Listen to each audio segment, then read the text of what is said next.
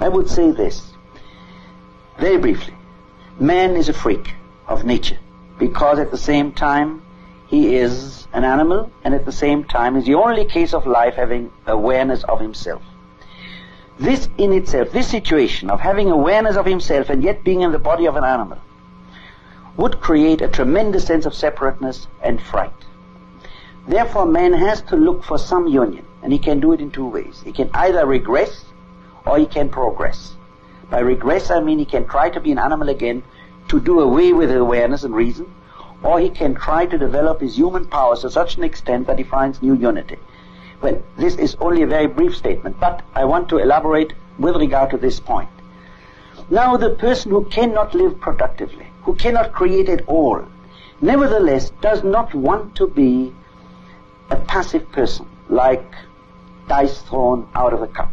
He wants to transcend. Now, one way is to create, and here have the productive person. Create in some way, even if it is something I do with my hands, a simple thing. But if I cannot create, I transcend my creature status also if I destroy. Mm-hmm. To destroy life is as much of a transcendence of life as to create it. Mm.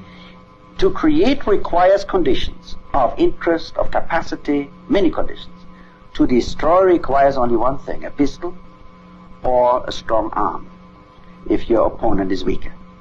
But in the process of destruction, I also fulfill the desire to transcend life, to transcend my passive creature status, and I triumph over life.